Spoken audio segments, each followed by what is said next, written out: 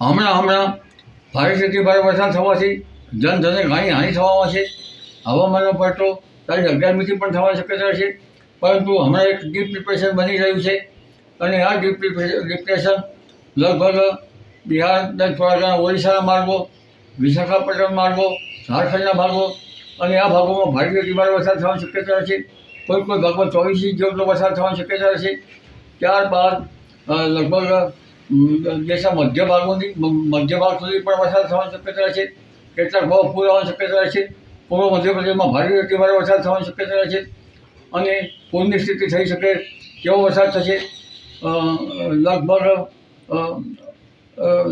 10 inch કે 12 inch જેવો વરસાદ પૂર્વ મધ્યપ્રદેશમાં થવાની શક્યતા છે.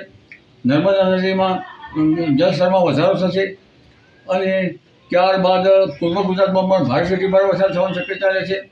પંચમહાલના ભાગમાં ભારે વરસાદ થવાની શક્યતા રહે છે. કોઈ ભાગમાંથી ભારે વરસાદ થવાની શક્યતા રહે છે. પંચમહાલ કેટલાક ભાગોમાં પૂર જેવી સ્થિતિનું નિર્માણ થઈ શકે. તારીખ 11મીથી પંચમહાલનું હવામાનમાં પલટો આવવાની શક્યતા રહે છે.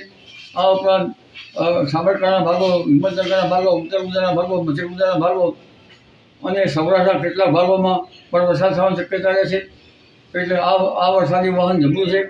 ત્યાર પછી પણ વરસાદની સિસ્ટમ આવી રીતે ચાલુ રહેશે. 17-18 સિસ્ટમ બનશે. પહેલો માર્ગ પણ લગભગ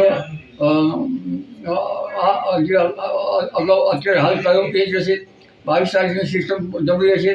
22, 23, 24, 25, 26માં ભારે વરસાદ થવાની શક્યતા છે અને આ એક પછી એક સિસ્ટમો બનતા તે ભારે વરસાદ થતાં જાણે એમ લાગશે કે આ તો સપ્ટેમ્બરમાં છે, કે આ તો અષાઢમાં છે. જી.